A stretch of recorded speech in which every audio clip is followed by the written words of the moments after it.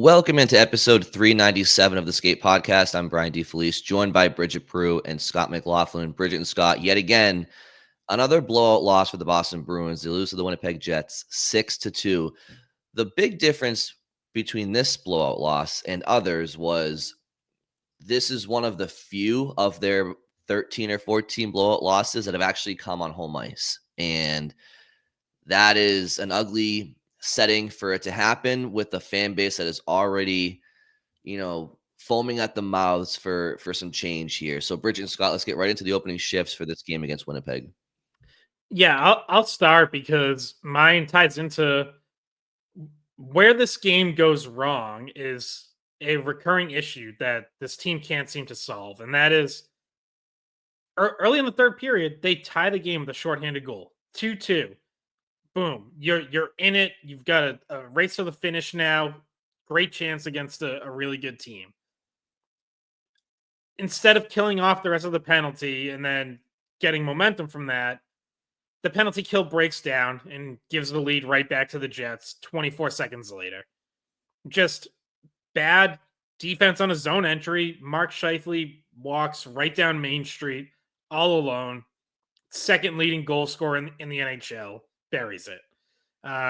Less than a minute after that, Mason Lohrei commits just an absolute cardinal sin, trying to take the puck in front of his own net under pressure, and walks right into a stick check that pokes the puck into an empty net. And so now it's 4-2. And then 5 minutes after that, it's 5-2. And that's just poor net front coverage from Lohrei and Charlie McAvoy. And this team too often looks like they're starting to get some momentum only to then completely implode and just let things quickly get away from them. And they can't stop the bleeding. And that's happening in game. That's why you're getting these ugly, to use a baseball term, like crooked numbers. You're 5, 6, 7 goals against, 8 the last time they played Winnipeg. And it's why this season continues to just not go anywhere, because even it's happening in the games, it's happening in the season overall. This team just cannot consistently build. They can't keep momentum on their side. So it's great. A couple big wins over Ottawa and Colorado last Thursday and Saturday means nothing. They get blown out by Buffalo and Winnipeg the next 2 games. Those back-to-back wins against Florida and Tampa a couple weeks ago, they follow that up by blowing a 2-goal third period lead against Ottawa. Again, not being able to control it, not being able to just stop that at 1 goal. And it's just that they're running out of time to figure it out. Obviously, management needs to make a decision soon on what they're going to do ahead of the deadline. They only have 4 games left before 4 Nations, 11 games left before the trade deadline. It's just not a lot of time to change any opinions about this team.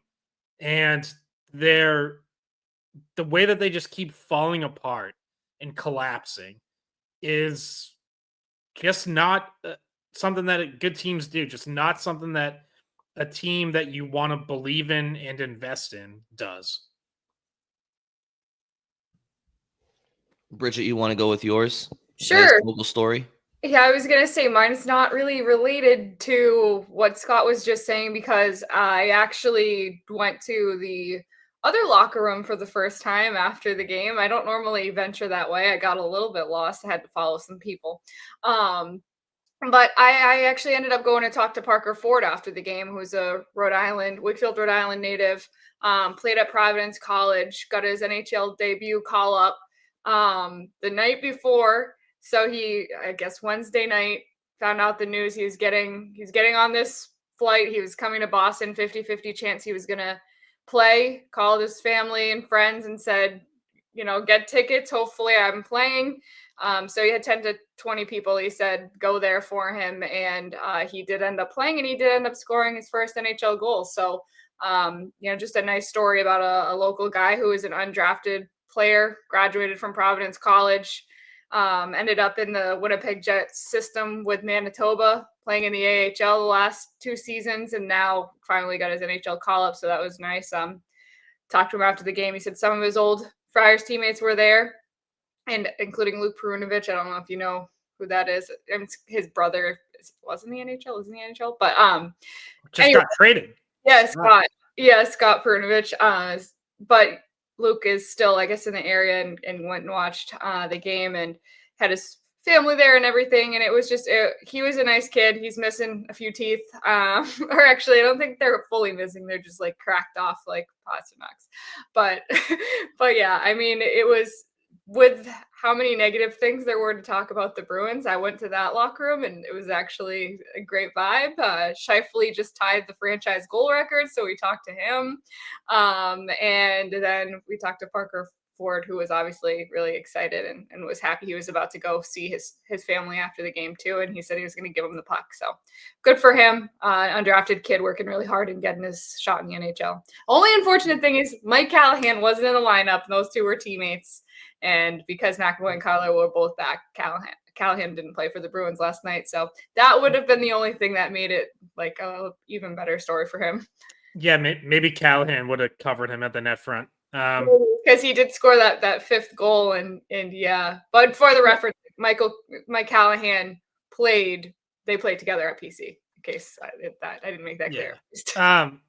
One other note on Parker Ford, he was at Bruins development camp in 2021, and the Bruins had long been connected to him as having interest in potentially signing him. Now we know they've signed plenty of other college free agents. You can only sign so many. But they did definitely have interest in Ford. Brian, I think you're muted. Thank you. Another Winnipeg Jets forward that was on the ice last night that attended a previous Bruins training camp was Alex Iafallo back in, I think, want to say 2015. And he went on to have should clarify, development camp, not training. Thank you, development camp. But went on to have a strong career with the Kings and now Winnipeg. So development camp, rookie camp, training camp, whatever you want to call it. The Bruins I think I take blame for this because I'm pretty sure I used them interchangeably all preseason this year. And Scott was like, "No, Bridget, it's not development camp. No, that might be my fault. I might have passed it along to Brian." Either way, the Bruins had him on their ice time with a chance to look at him back in the day. But great local story for Parker. So I'm gonna bring it back to the team here, and I think there's some big picture things we'll talk about as the episode goes along. But I did want to talk about Brad Marchand, and I want to keep some perspective here because over the last 5 games, Brad Marchand is only one of 5 Bruins to even register a goal. And now both of them have came on the power play as opposed to even strength. But I want to preface that because what I'm about to say is not great, but he is one of the players that has scored. So congratulations. 1 of 5 Bruins to score in the last 5 games. The other ones are Morgan Geekie, David Pastrnak, Mason Lohrei, and then as of the third period last night, Elias Lindholm with a shorthanded goal.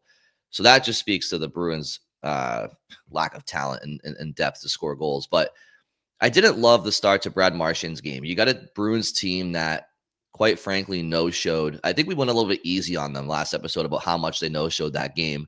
But they did, and it's a game that's an inexcusable one to lose or certainly not show up for when your playoff lives are on the line every single night and you're throwing 2 points out the window against a Buffalo Sabres team that's worse in the conference. And you come home to play a Winnipeg team that you lost to 8-1 in December. And the first shift of the game, Brad Marchand, as the captain of the team, goes out there and he puts the fate in the ref's hands. Like, you can sit there and say that cross check was a weak threshold, and I'll not disagree with that. But you can't put yourself in that situation 50 seconds into the game with a little rabbit cross check to the top of their hip bone, and they're going to go down, and there's the call. Winnipeg scores on that power play. And then later on in the period, Brad Marchand with the careless turnover in the neutral zone leads to a Winnipeg Jets goal about 25, 30 seconds later, and during those 25, 30 seconds, he's running around the D zone, aimless, out of position. So not a great start for the Bruins captain in a game where, leadership should show through there. As the period goes along, he gets the goal to make it 2-1 Boston. So 2-1 Winnipeg. Really nice, drags, wrist shot, snapshot, far side, top shelf on the power play on a strong side half wall. Who said that one before? So, he atoned for it a little bit, but I just didn't love the dynamics of the first 10 minutes for him. And then he takes another stupid penalty at the end of the second period. Didn't end up costing them because the Bruins would actually score on that penalty shorthanded in the third, and then gave up the Scheifele goal right afterwards. So that one didn't come back to haunt them, but it's just the dynamics. It's just undisciplined, dumb penalties. He's done it a lot this year. And then you combine that with just his post-game comments in Buffalo, his post-game comments last night. He just seems to have no answers. He seems a bit of like a bit of a sad puppy. He's not the fiery Marchand he usually is. He was asked about what it's like being involved in trade rumors after the game, and he says, he doesn't let that stuff get to him, but his body language would tell me a different story. And I think he finished some of his comments after the game saying, as long as he's a Bruin, he's going to focus on, the task at hand and stuff like that. And that's just kind of, even though he said, as long as I'm a Bruin or something like that, it was kind of open-ended, as if he doesn't really know what could happen. Obviously, he's a pending UFA, not under an extension right now. So it just makes me raise my eyebrows. Is there something there? Is there something more there? Could Marchand be on his way out? I haven't loved the dynamics of the locker room this year. The team has seemed disjointed on and off the ice, despite, I don't know. I just wonder. I'm curious how the next couple months play out here, and if the Bruins captain, if he could be around beyond this year. I'm genuinely starting to wonder, based off of comments from Elliot Friedman, Fluto Shinzawa, that there's word around the league that if it helps the Bruins to move on from him, they would consider it. And that surprises me, because we're talking about Cam Neely and Don Sweeney and ultimately Jeremy Jacobs and Charlie Jacobs. And would they move on from Brad Marchand? Would they and should they are two different conversations. Would they move on from him? I'm surprised if they do. And obviously we don't know that yet, but I'm just reading some of between the tea leaves here, and his demeanor just looks a little bit off, and his play has been a little bit sloppy and undisciplined, as has the team's. So I wanted to bring up the captain to start the episode. I'm not bashing on him. I'm just bringing up some things I've observed over the last couple of days here.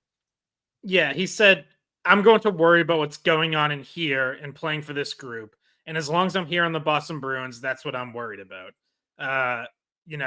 Elsewhere, when he was asked specifically about the trade rumors, about his name coming up in trade rumors, he said, I'm not really worried about what's being said in the media. At the end of the day, like I said, they're going to make the decisions for the group that they feel is necessary. I have no control over that. And it's like, on the surface, yeah, of course that's true. Players don't have control over what management does.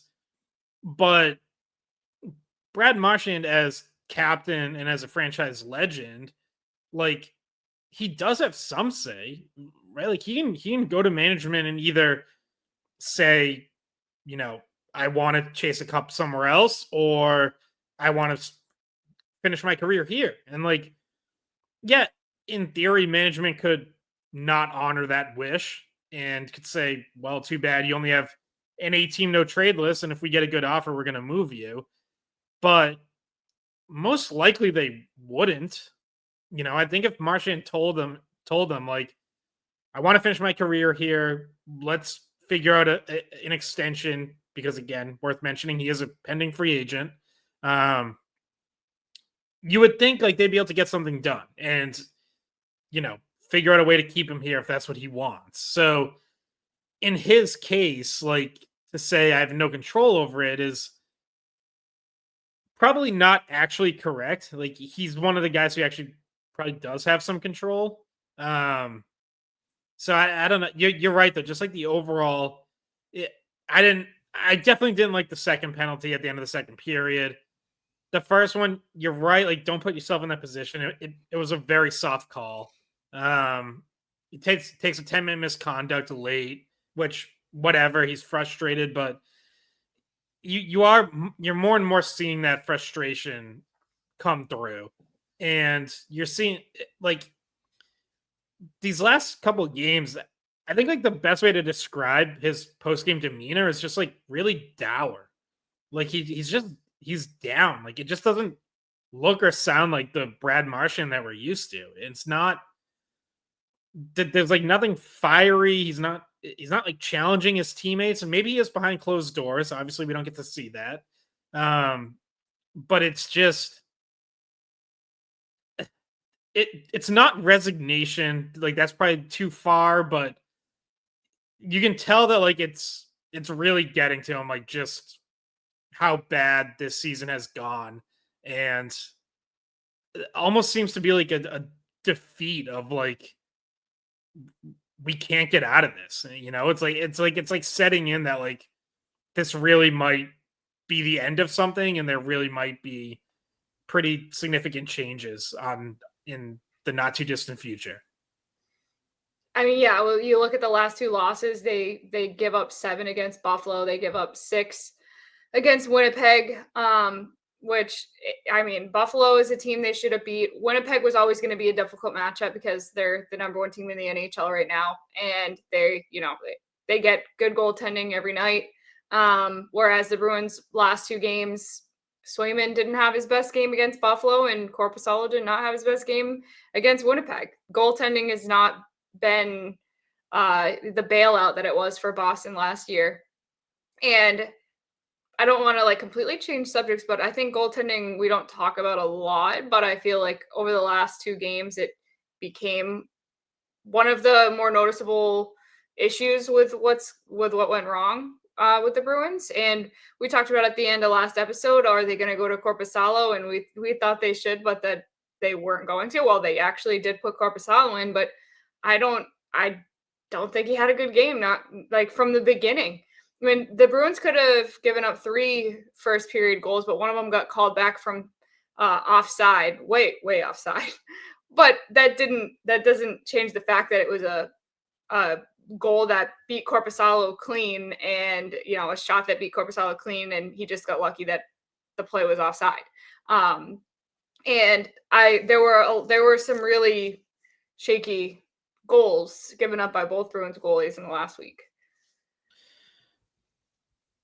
Yeah, it kind of it almost like for me it just comes back to this team is just playing whack-a-mole, and like there's just always another problem that pops up. So like you get pretty good goaltending for a stretch coming out of Christmas from Swayman especially, and then that backslides.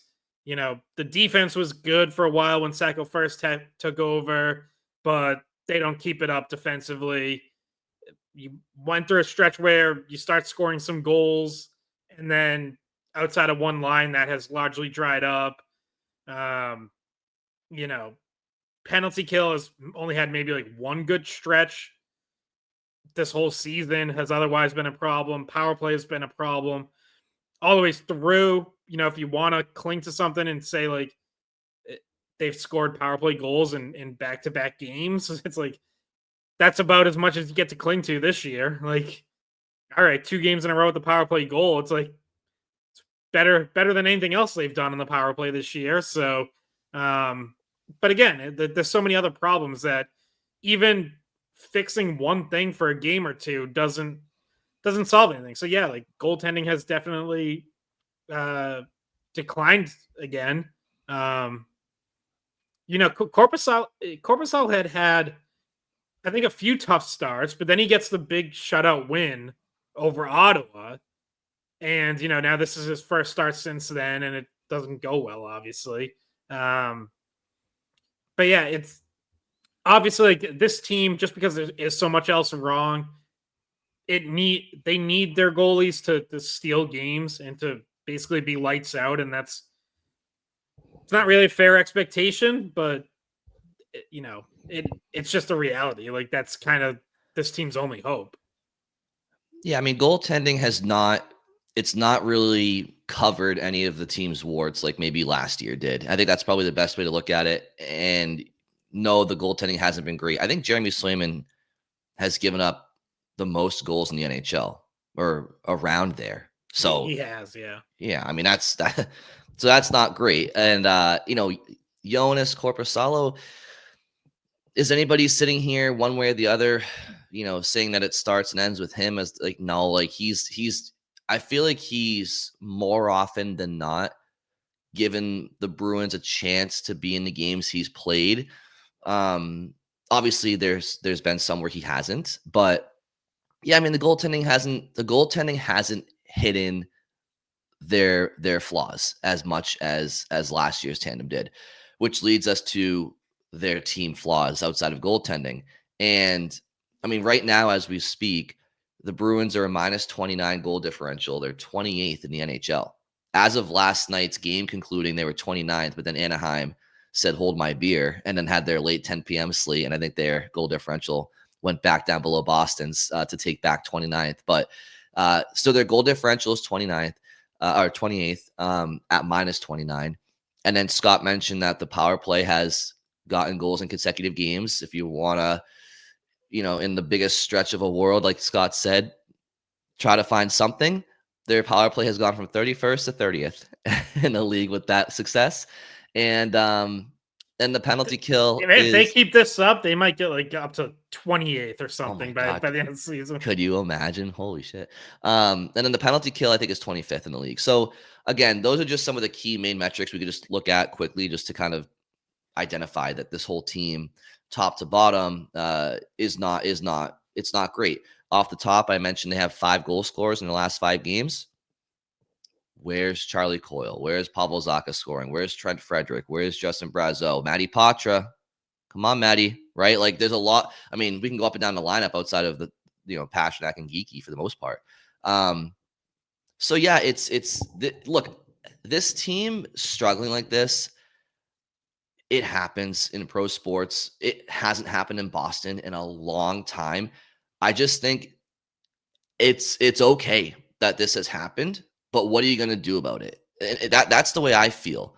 And the three of us spoke about a month and a half ago, and or approaching January, and I was saying how looking at the team's metrics, looking at their points percentage, I wasn't sold on them making the playoffs this year, and rightfully so. I think you and Scott, Bridget, may have been a little bit more optimistic about their playoff chances because it's one of those situations. Until you see them miss, you give them the benefit of the doubt. And the league and the league, the conference is weak. But I think now we can sit here and honestly say this team probably isn't bound for the playoffs, and they probably shouldn't be. And if that's the case, just it's not the end of the world. But what are we going to do about it? What are some smart moves we can do, responsible moves with this team, and then go from there? And that's why I brought up the Marchand stuff earlier, because Scott read off the transcript from his interview, but it was what can't be put on paper that kind of struck me, which was his body language. And Marchand is just one of many players that this management might have to make decisions on, because what we're seeing on the ice is just not good enough. See, I can't really say anything to the Marchand part of it, but I will say, because we're getting closer and closer to the trade deadline, and we've already seen some big moves be made. There's clearly conversations that got kickstarted among all the GMs, among the GMs that are entertaining different options and what to do in about a month. Well, I guess a little more than that, but I think that you look at the direction some teams might be looking to go. And I saw the rumor with the Elias Pettersson to Columbus rumor that was going around yesterday, which Columbus is a bubble team, right? Like Columbus is in the same position the Bruins are in. Are they going to be so bold to make a trade now and make sure that they make to try to give themselves a chance to even make the playoffs? There's they don't know if they're making the playoffs or not, but that certainly gives them a better chance to actually find their way in there. And that would be a big blow to the Bruins if teams around them in that bubble race decide to add and decide to try to get better and make that push. I don't know if that, changes their mind about what to do at the deadline as well. If there's like a big trade made around that hurts their chances of making it, or, there's a lot going on behind the scenes for sure. And hopefully the Bruins are involved in the conversations, and maybe they are going to have to take a bigger risk and make a move quicker than they would really like to if guys are moving now rather than March. Scott, I see your wheels turning as you go into what you're going to say. This could be a good time to bring up the Flames and Flyers trade from last night as well. So I wasn't going to bring that up, but I can't get to that. But what I was going to say is on Pettersson to Columbus, like the other rumors and ongoing report that connects to that is the Rangers' interest in JT Miller. And if we think now, I guess it's possible the Canucks trade both, but most likely they only trade one of those two centers.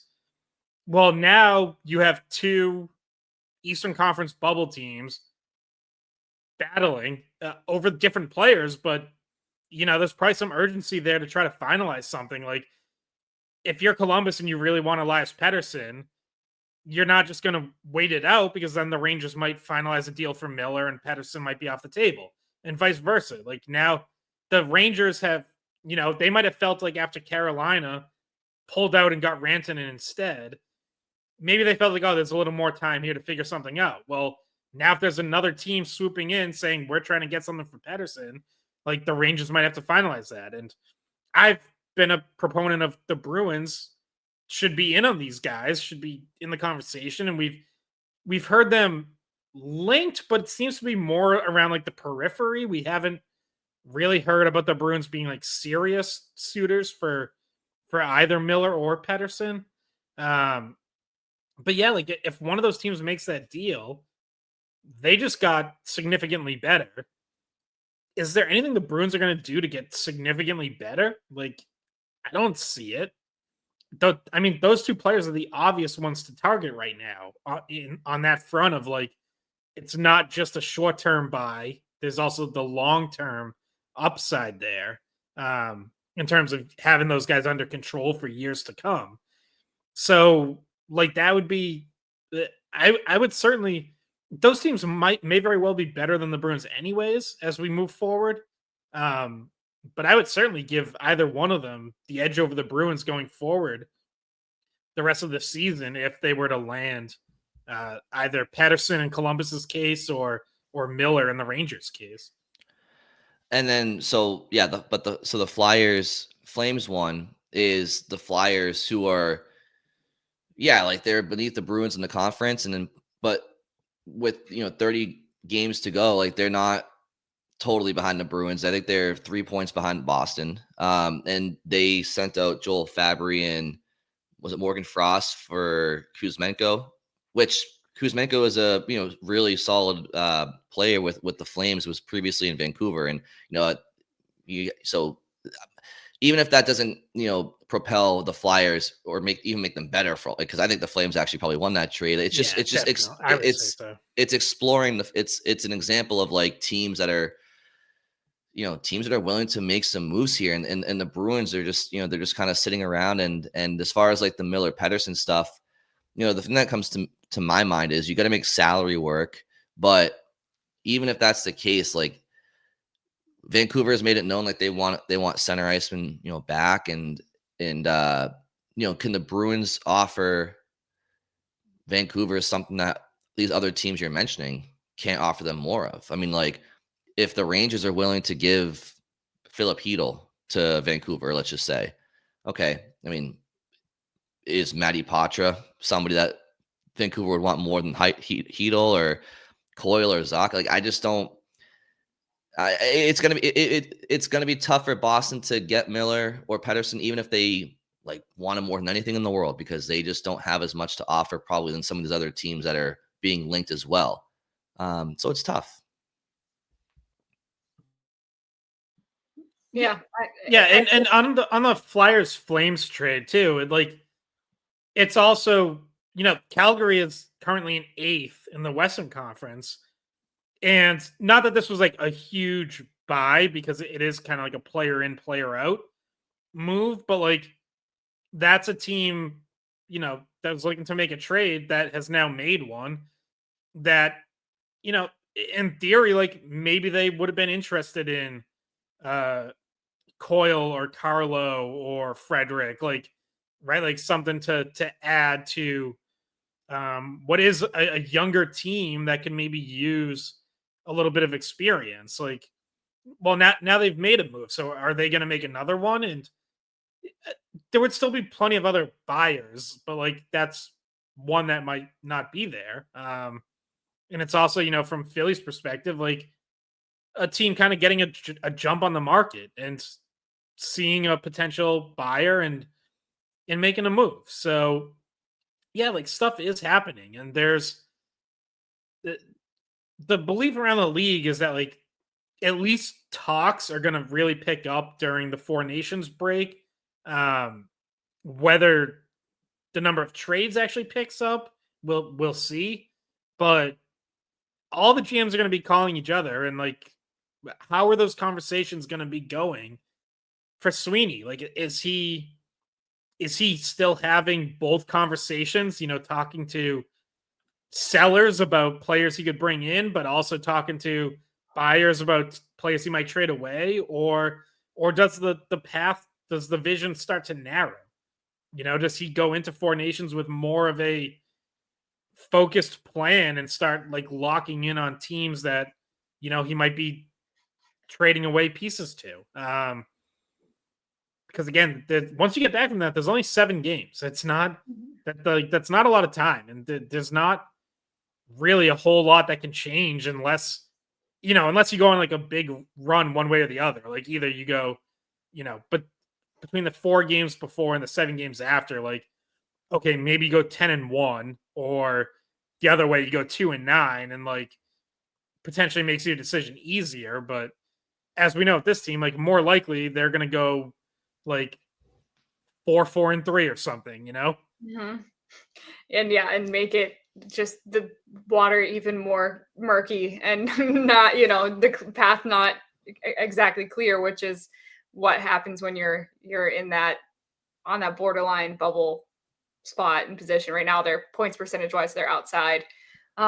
Because they've played more games, they're by points, they're still inside right now. But well, I No, think they're not. even by actually, points, they're one spot out now. yeah. So yeah, but by points percentage, they're even one spot further out. So, but anyway, what I was gonna say is like Four Nations being in Boston, like maybe we actually get a chance to talk to certain people. Like that second part of the tournament, in late February is going to be hosted at TD Garden. I don't know if we're going to have access to talk to Don Sweeney at all. Like obviously it would be under like being Canada's GM, but obviously there'll be questions asked about the Bruins. Anytime somebody like that's available to the media, you can ask, you can ask whatever the burning question might be. It might not even be us asking, because sometimes those Canadian reporters like to get in there and do their thing too. So yeah, it could be interesting to see who's in town. Like, well, it could accelerate things by proximity, because I'm not sure how many GMs are coming to the Four Nations, but potentially they could actually be meeting together in person in Boston or in Montreal during those 2 different rounds. So, Well, I can tell you guys this much: Four Nations. I'm actually looking forward to cheering for a deep, skilled team on Garden Ice this year at some point. So that'll be fun. But yeah, I don't know, Bridget. I mean, that's a good point. Are more people around the league, and do they get a couple of conference rooms and make some things happen face to face? I mean, maybe. But yeah, I mean, as far as the the 2 paths that Cam Neely spoke of, I mean, right now on points percentage, I think they're 2 or 3 teams outside the wild card cutoff line on points percentage, and then on points alone, with their 25 games in hand, they still find themselves outside the playoff picture. So when you look at those 2 metrics, the close proximity to Four Nations in the trade deadline, And then the fact that they are quite literally a bottom 5 team in many team categories, like, I mean, I feel like the only thing that people are clinging on to as to why this path isn't so clear is because there's still a few weeks left. It's like, I mean, there's no number or analytic metric that tells anybody right now that the Bruins path should be anything other than recognizing that they're probably going to have to sell some pieces. Like, it's again, like I said last episode, I hate saying this. I do, because like I want to watch a good Bruins team. I think we all do. I know we all do. But if you took the Bruins logo away from and just put like, a generic team logo in front of the Bruins numbers and where they are in the standings and what their team metrics are, nobody in their right mind would be sitting here saying, "Oh, they could be." No, it's. I think there's a little bit of this. The logo is people are speaking with their heart more with their than with their minds oftentimes, and believe me, like I said, I hate it. I don't want, but I can't sit here on a Bruins hockey podcast and look at a team that's in the bottom 5 in the league in the most important team metrics, and that's outside the playoff picture on points and percentage, with a couple of weeks to go here before some decisions really happen, talking 10 games, and sit here and say, yeah, no, just let's see, they could buy. I mean, look, anything can happen. Like, they're barring some hockey trades that we can't predict. I mean, there's nothing in my rational mind to say that the path shouldn't be, yep, sorry guys, like, swallow your pride, swallow your ego. You're a seller this year. 16 teams a year are a seller at the deadline. Your time has come this one year. I'm not saying it has to be future years here, but I just think that, like, again, some self-recognition, self-awareness for this team right now and in the next month. I think it's a lot easier for fans and the organization to buy into being sellers for the last 20 games than as opposed to going into a full season being like, oh, this year is just not going to be it. We're going to be like, if they're going to sell, this is the perfect time to do it for everybody, because we only have to buy into it for, I think, a couple of months, not even. Like, I think everybody would be okay with this. And if the numbers weren't so glaringly obvious to me and the product watching with my eyes, I wouldn't be beating this drum. I would try to find some of the optimism and, like, well, you know what? Their goal differential is not great, but yeah, they got the 10th power play in the league, or their PK is 16th, but it's just not. There's nothing I can cling to. And then Scott brought up the advanced analytics last episode, where even those are ugly. So we just got to call it like we see it here at this point, in my opinion. Yeah, they're getting, like, they're about to get Lindholm back. They got McAvoy back. Carlo was just sick for one game, so he's back. Like, they're about to be healthy again.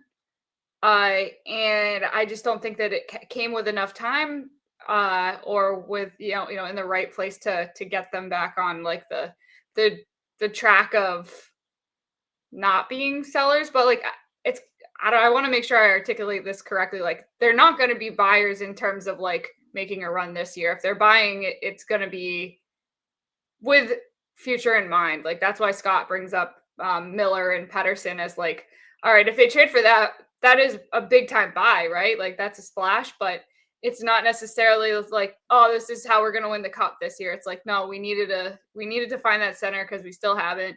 This is a long-term plan that, like, we just happen to see the right guy was open right now. So it's not going to be like 2 deadlines ago, I think it was that, my years are already starting to blur together, but when they added Bertuzzi and Orlov and Hathaway, and that was 2 deadlines ago. Right? Yeah. I mean, it's not going to be like, okay, this is all in for a cup. Like, it's going to be like, this is for whatever they do, it's for their future. It's not for this season, whether that is to maximize assets or to add someone that happens to be available right now that they just like. Yeah, I mean, like, in 2021-22, the Vegas Golden Knights missed the playoffs, but they traded for Jack Eichel during that season. Because that was obviously not a move just for the here and now. That was a long-term move that paid off with the Stanley Cup the next season.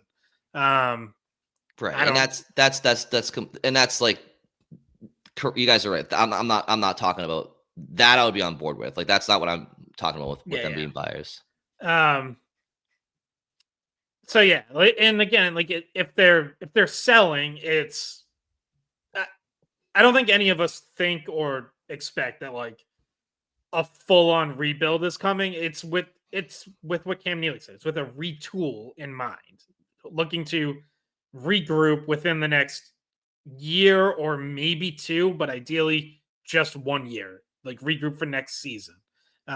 So that's a couple pieces out, right? Like that's not 8 players out, which I think there are some Bruins fans who, the more reactionary among us who would want that, and certainly, talk radio might push that. They're not going to quote unquote blow it up. Like that's, nor do I think they should. Like I just think that's kind of crazy. Responsible selling is what I would say. I mean, Yeah. like just proper asset management. And that's why, again, just to tie it back to the Marchand stuff, it's like that's one of those things where, like, there's so much taboo about trading your team captain. People will say it could be damaging in the room. And he's a franchise he's a franchise great, among them. But in the here and now, if Marchand fetches you a first round pick and a good prospect and more, it's like you have to consider it. And I know it could be damaging in the room. Part of me also wonders, like, if they would never admit it, but Marchand and McAvoy and Pasternak are kind of like waiting just for it to be completely their team and like a new era. Like, Bridge, I see you making the face, but I think all athletes that especially have their talent and like in their character, like I think there comes a day where it's like goalies, like it's like Allmark and Swayman, both are best friends, but you want the net. You don't think? I disagree. Well, what do you disagree with? Like what? They don't care about having a C or an A. Like I don't think they care about that. I mean, when you're a goalie, yeah, you want to play, but like nothing about McAvoy being there prevents them from playing and doing their job. And Marchand, but sorry, Marchand. I mean, I think it's very normal for there to be like that passing of the torch. I'm not saying it's anything malicious. It's just like it's their team someday. I think there could be something to be said about that. Yeah, I think it's not that they would want it to be their team and have Marchand traded away, but what it would do is it would force them to make it their team, and like that might accelerate a change that's going to have to happen at some point. At some point, Brad Marchand's going to be gone, and Charlie McAvoy and David Pasternak are going to have to mold this team into what they want it to be, because they are the pillars. They are the highest paid players. They're the ones who are here for the long term. They are the star forward and the number one defenseman.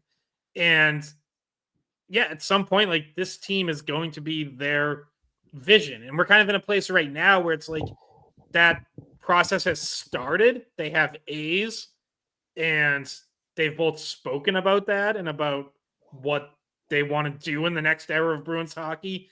Obviously, it's not happening this year. But yeah, at some point, like it's going to be completely over to them. And you would be getting a head start on that if you trade away Marchand. I'm not saying that as a good or bad thing. I'm just saying like that would be the reality of it. I don't think they're going to trade away Marchand, and I also just the premise of that. Well, I'll rephrase what I meant then. Like maybe what you said is maybe it's not that they want him out of the picture so they can take over, but I think Scott may have said they're ready to take over. Like I don't know if either of those. Bridget, they're almost 30 years old. Like when are they going to be ready? I know that.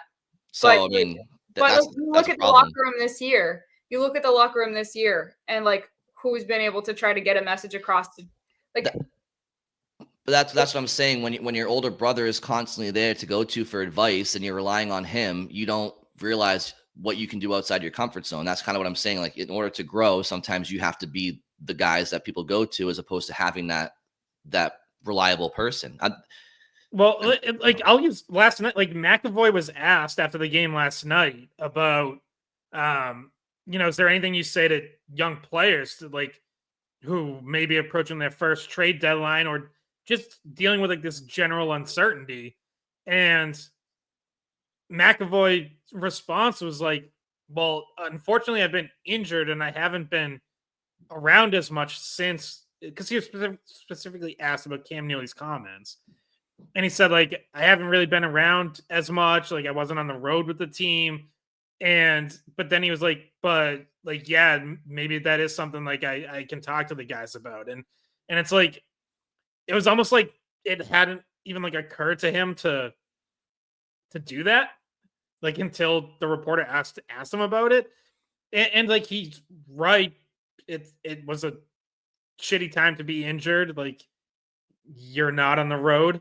But if he's, even as an alternate captain, there can be a sense of, well, Marchand's the captain.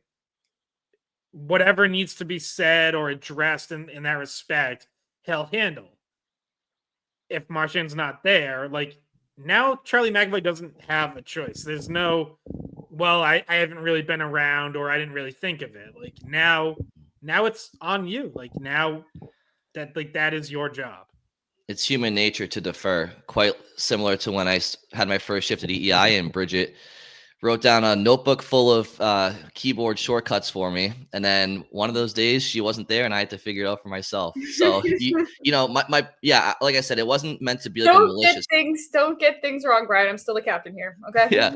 I wasn't bringing this up to say that there's a malicious vendetta from those players. I just think that, again, it's human nature to defer to, people with more experience. And, you have to kind of, you can't see what you can do until you stop deferring, and then people are coming to you. And as an organization, maybe is what I should have said. I wonder if as an organization, it's best to see if Marchand, McAvoy and Pastrnak can fly as leaders. I mean, McAvoy is going to be a captain, one of the captains for a team full of all-stars for Team USA.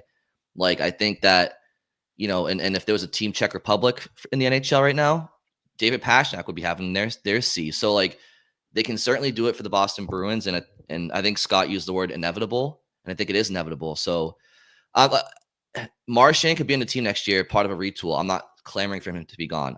There's a part of me that wonders if, as long as he's around, if those two stars will continue to defer to him off the ice, and I'm just curious about that is all. But I think we have gone a little bit long. Bridget, you have a meeting, I believe, so we have to get you out of here. Is that true? I actually have a game. I gotta get out of here. I have 2 games. I have a doubleheader today at Providence. So. Oh, yeah. Okay. All right. Do you guys have anything else to go over before we go? No, I mentioned I was going to bring up Zdeno Chara rejoining the organization in an advisory role. That was in the Boston Globe this week. So I guess just very quickly, I'm just interested to see what this looks like. Don Sweeney told Kevin Paul DuPont that it's an advisory role that supports our players and coaches. So a little bit vague of exactly what that is or what the time commitment is, but it sounds like it's going to be a little more hands-on with the on-ice product, and not the Tuukka Rask, glad handing at golf tournaments type of role. So I'm just interested in where this goes, and what the Bruins want from Chara and what Chara wants from this. Like, is he eyeing a return to something bigger as he enters whatever the next chapter of his life looks like, or does he just want to be a little bit involved but nothing too serious? Nikita Zadorov, personal coach. Yeah. He will be Nikita Zadorov's goalie Bob for the goalies. I joke. I think that's probably a big thing. I think they probably want him to come in and work with him specifically. I think a lot of the time, because for obvious reasons, that could be a big reason why they brought him in. Definitely one of the reasons, especially if they have Zadorov under contract for future seasons. But Bridget, do you have any thoughts on Big Z back in town? No. Well, I don't have any other info to add. I'm just curious to see how much he is actually involved. It's obviously he's not going to be a coach, because that would have been already said at this point. Like, if they brought him in to be on the bench this year, that'd be kind of a shock, because I don't think that's what this role is. That's all I'll add. Okay. Well, time will tell. That That would really decrease the value of the front row tickets behind the Bruins bench. Yeah, I can't see past that guy. or like five rows behind. Yeah, that's why I gotta get front row. Otherwise, I'm not seeing because I'm 5'3". So there's you hate to see that guy in front of you. Beanpot next week, Scott? No? Yeah, Beanpot on Monday. Okay, cool. Awesome. That'll be great. All right. Bridget, Scott, thank you for your time. Thank you all very much for listening. Have a wonderful weekend, and we'll talk to you on Monday. Hey, guys. Thanks for watching the Skate Podcast. If you want to see more of our videos, visit our playlist. Not in front of a screen. You can listen to us on Spotify, Apple Podcasts, or wherever you get your podcasts. Don't forget to follow us on social media. And if you enjoyed this video, please don't forget to give us a thumbs up, subscribe to our channel, and leave a comment.